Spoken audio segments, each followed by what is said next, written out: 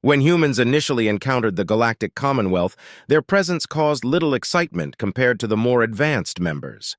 They were regarded with pity as they struggled to establish colonies and expand within their immediate vicinity. While most Commonwealth members soon forgot about the nascent human republic, some took a detached, clinical interest, studying them covertly to draw parallels with their own species' journey into becoming a spacefaring civilization. Millennia ago, my species, the Alani, developed a deep interest in this burgeoning interstellar community. We watched the humans with a sense of pride and kinship as they bravely ventured into the cosmos. Their striking similarity to us in appearance and anatomy fostered an immediate connection, although we retained our distinctive trait of prehensile tails, a reminder of our evolutionary origins. We Alani developed a profound affection for this species, viewing them akin to distant cousins and nurturing them like our own children. From our distant vantage point, we closely monitored their progress, marveling as they fearlessly ventured into uncharted realms of space, driven by an unyielding curiosity about the cosmos. Human scientists diligently documented their findings, meticulously cataloging everything from the smallest alien microbes on barren planets to hazardous journeys through stellar nurseries in search of exotic particles. Human explorers boldly set course for random stars, eager to uncover the mysteries they held. Meanwhile, human traders traversed established trade routes, eagerly selling their diverse wares and curiosities to anyone intrigued enough to buy. Our fascination with this burgeoning species only deepened over the years. Stranded younglings, risking their own safety in the face of uncertainty. My Surya recounted how the humans coordinated a daring rescue effort, pooling resources and expertise from various sectors of their society. It was a testament to their compassion and unity in times of crisis. He described how human scout ships meticulously scoured the subspace rift, while cargo vessels and pleasure craft offered supplies and support. Even science vessels and, astonishingly, pirate ships joined the effort, setting aside their usual pursuits to aid in the rescue mission. Each ship played a crucial role, guided by a shared determination to save lives. As my Surya spoke, I could feel the profound impact this event had on him and our people. It was a defining moment in our early diplomatic relations with humans, illustrating their capacity for empathy and cooperation on a galactic scale. My Surya, who was appointed as the first ambassador, played a pivotal role in fostering a bond with our cousin kin. Within our government, he emerged as their most passionate advocate, sharing numerous anecdotes about humans during my youth. One story that resonated deeply with me was about a Xenon ship filled with younglings on a school trip. They became trapped by a sudden subspace rift along their route. I could sense the mix of awe and sadness in my father's voice as he recounted how dozens of human ships responded to the distress call. Scout ships, cargo vessels, pleasure craft, science vessels, and even pirate ships all arrived to aid in the rescue. My Surya described watching sensor recordings with tears in his eyes as human ships courageously attempted to save the stranded younglings. Despite the risks and losses, 12 ships destroyed, dozens critically damaged, and over 800 human lives lost, the humans persevered. Ship after ship emerged from null space to replace those lost, undeterred by the dangers. He concluded by remarking on the inspiring sight of humans sacrificing themselves for the sake of younglings from another species. This incident, along with other instances of humans aiding alien worlds and ships in times of crisis, finally persuaded our government to establish formal relations with them. It underscored the depth of compassion and bravery within the human spirit, leaving an indelible impression on our species. Our government was persuaded to extend assistance to the humans in their developmental journey, despite strict prohibitions outlined in the Commonwealth Charter against providing advanced technology to primitive species.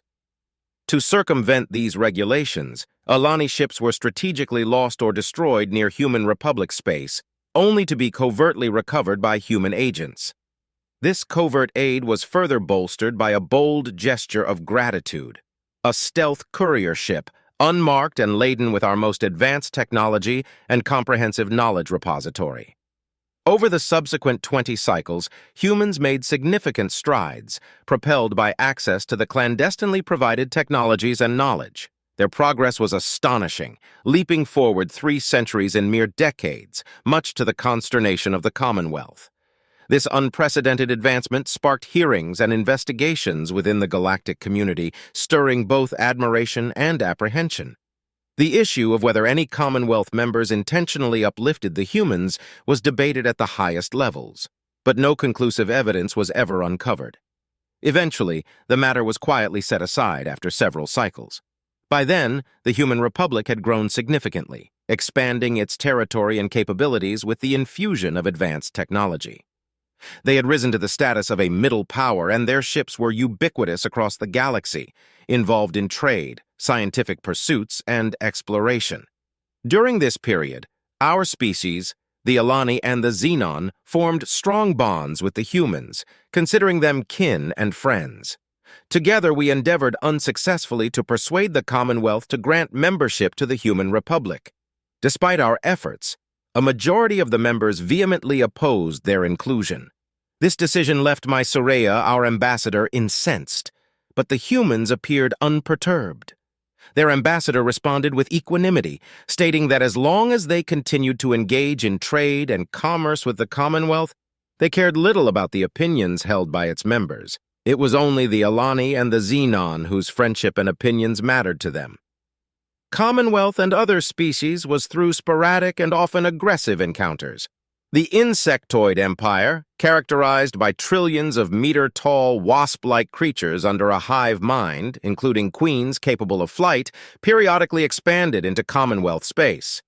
These expansions led to brief, intense conflicts with both Commonwealth members and other non-aligned interstellar species. Due to the unsuitability of the planets preferred by the insectoids for terraforming, Commonwealth policy often leaned towards strategic withdrawal, rather than engaging in large-scale conflict. This approach aimed to minimize direct confrontation and potential escalation. Diplomacy or negotiations with the insectoids proved futile due to their profoundly different worldview and the insurmountable gap between individual entities and their hive mind structure. As a result, interactions with the insectoids typically remained limited to sporadic and hostile engagements, with no meaningful communication established beyond these encounters.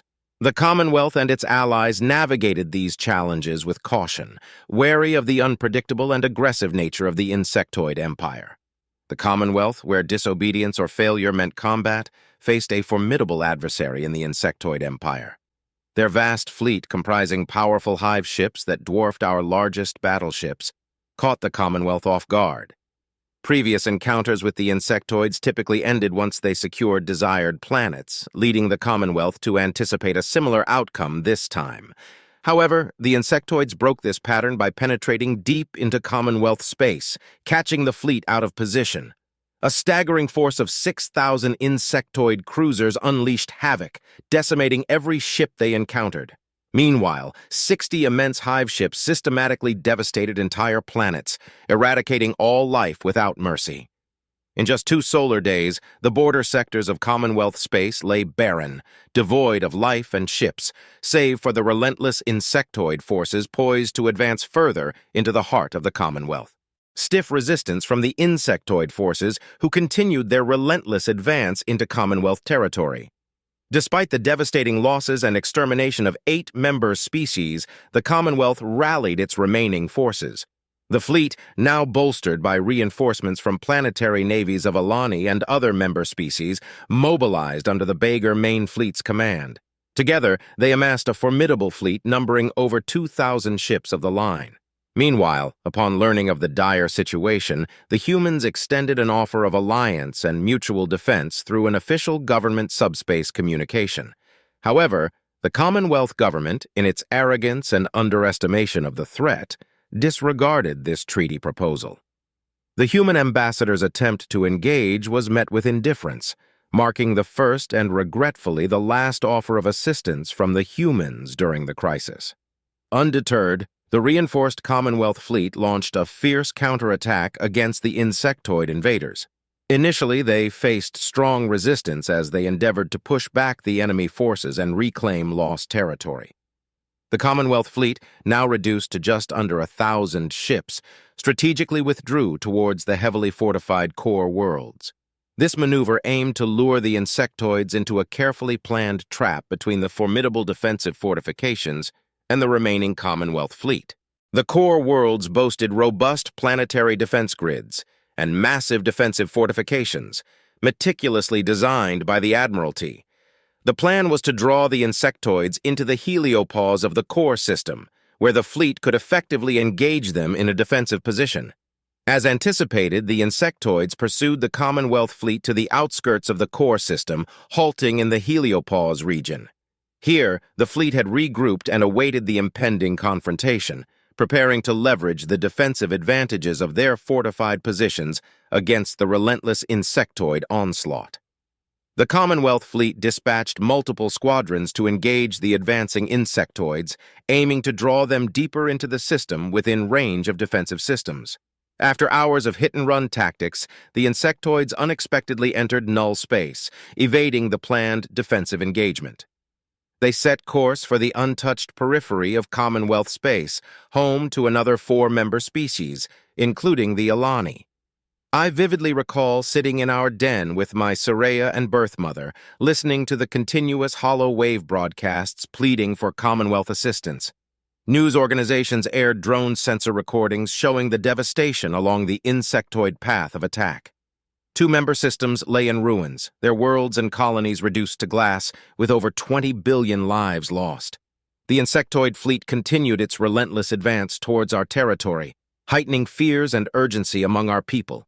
Stared directly into the camera, addressing not just her own people but also the wider galactic community. "Ladies and gentlemen of the Commonwealth and beyond," began the President of the Human Republic, her voice steady and commanding. "We have watched with grave concern the unfolding tragedy in the Alania system and the plight of our fellow Commonwealth members. Despite our earlier offer of alliance and mutual defense, which regrettably went unanswered, we cannot stand idly by while our allies face annihilation." Her expression softened briefly before regaining its resolve. "Effective immediately, I am issuing Executive Order 459, activating the Human Defense Initiative. We will mobilize our fleets and resources to assist the Alani and any other Commonwealth members threatened by the insectoid aggression. Humanity stands ready to defend our shared values of freedom and solidarity." With that, the transmission ended, leaving a profound sense of determination and solidarity among those who had heard the President's words. The Human Republic had chosen to act decisively, despite previous diplomatic setbacks, to aid their Commonwealth allies in their time of dire need. "Our aid," Siref said with a mixture of relief and determination in his eyes. "It's because, my child, the humans are not like any other species in the Commonwealth. They are bold, resourceful, and when they commit to something, they do so with unwavering conviction. We have seen their compassion and their courage in their actions before." He gently held birth mother as she regained her composure, his voice steady despite the chaos around us. "When the humans say they will answer the call, they mean it. They won't abandon us in our time of need. And I believe, with their help, we have a fighting chance to defend our home." I looked at Siref, trying to grasp the depth of his faith in our human allies. His words resonated with hope amidst the despair that had gripped our world. Birth mother nodded faintly, her tears reflecting both fear and a glimmer of hope. As we awaited the arrival of the Alani contingent and the imminent support from the Human Republic, I couldn't help but feel a mix of apprehension and gratitude. Our fate now rested not just on our own defenses, but on the promise of solidarity from our human friends who had pledged to come to our aid. On a somber, introspective gaze as he continued, his voice low yet filled with conviction. "The humans have a history of warfare unlike any other species in the Commonwealth. They possess a capacity for conflict that is unmatched. I've seen their warships and I've studied their history. Even amongst themselves, they have waged wars that have shaped their civilizations. Despite what we see on the surface, there is a resilience and a determination in them that has allowed them to overcome incredible challenges." He paused, his words hanging in the air. "In the history of spacefaring civilizations, many are peaceful or cooperative. But humans, they've seen the worst of themselves and survived.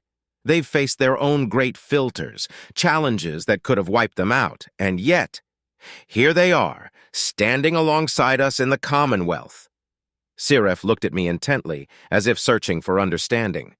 The friendly humans we know are capable of great compassion and kindness, but they also have a capacity for strength and resolve that is unparalleled. When they say they're coming to help, it's not just words, it's a promise backed by a history of survival and triumph. As Siref's words sank in, I began to see the humans in a new light. Beyond their technological prowess and scientific curiosity, they carried within them a legacy of resilience and determination forged through their tumultuous history. It was this unseen aspect that now offered us hope in the face of impending danger, in his words and finding solace in his reassurance.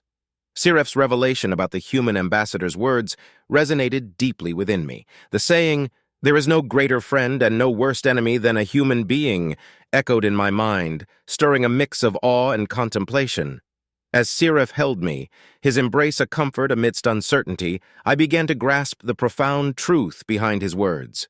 The humans' actions spoke volumes about their character, whether in the bravery shown to rescue the Xenian younglings or now, in their swift response to our distress call. Their willingness to intervene, despite past diplomatic setbacks, revealed a depth of loyalty and courage that transcended mere alliances. In that moment, surrounded by Siref's unwavering faith and his belief in the humans' resolve, I found myself overcome with a sense of hope and gratitude. The conviction in Siref's voice reassured me that we were not alone in this fight against the insectoid menace. His words became a beacon of reassurance, guiding me through the darkness of uncertainty. Tears of hope and joy streamed down my face as I clung to Siref, believing in his assurance that our friends the humans were on their way to save us all. In their strength and determination, I found newfound courage to face the challenges ahead, knowing that together we would stand against whatever came our way. Eyes and hearts turned towards the designated coordinates where the Republic fleet was expected to appear. The tension in the air was palpable, as everyone awaited the arrival of our human allies, our last hope against the advancing insectoid fleet. As the moment stretched into eternity, the sensor drones continued to record the relentless advance of the insectoids, drawing ever closer to our home world. Periodic inquiries from our government to the Republic fleet only garnered cryptic responses, heightening the anticipation and anxiety. Then, on the third solar day, a transmission finally arrived from the outskirts of our solar system. "We are here." It was a simple yet profoundly reassuring message that sparked a surge of hope and relief among our people. Permission was swiftly granted for the Republic fleet to enter our system, and all eyes turned to the designated coordinates. Every news camera, sensor buoy, and satellite was focused intently on the vast expanse of space where the arrival was anticipated.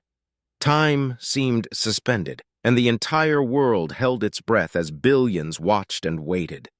In that moment, as we stood on the brink of uncertainty, the arrival of our human friends represented not just a military reinforcement, but a beacon of hope, a testament to solidarity and courage in the face of overwhelming odds. The sight of the Republic fleet dropping out of null space, ship after ship, filled the sky with dazzling flashes of light, resembling new stars appearing across the heavens. Even in the brightness of day, these arrivals glittered like beacons of hope for the Alania people, whose eyes were fixed on the incredible spectacle unfolding above them.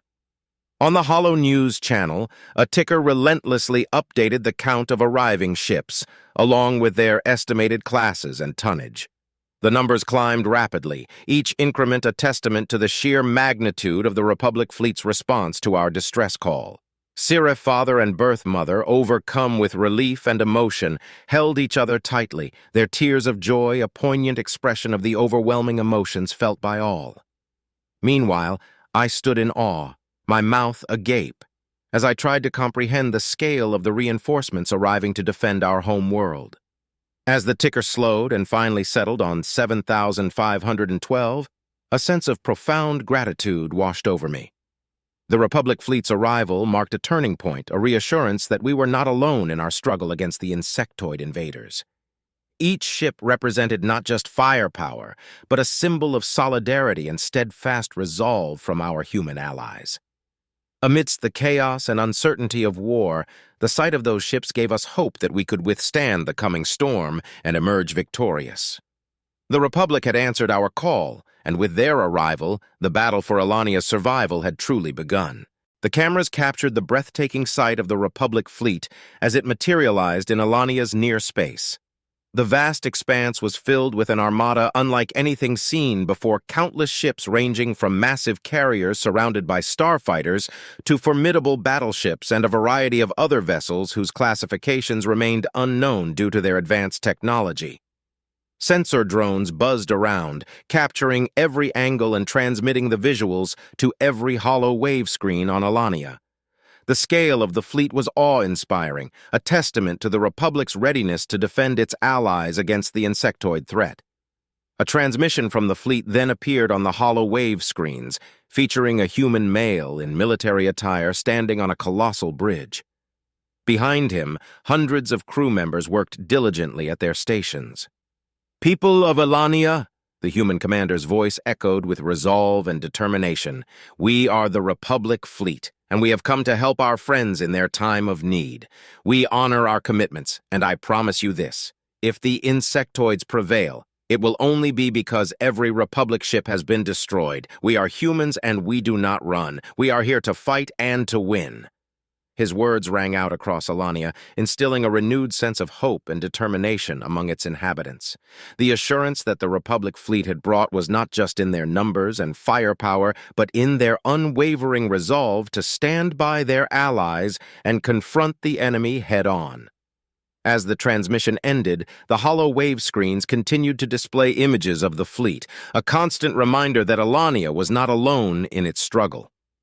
The arrival of the Republic fleet marked a pivotal moment, signaling the beginning of a fierce battle for survival and solidarity against the encroaching insectoid threat. Updates and the occasional distant rumble of distant explosions as the insectoid fleet approached our system's outskirts.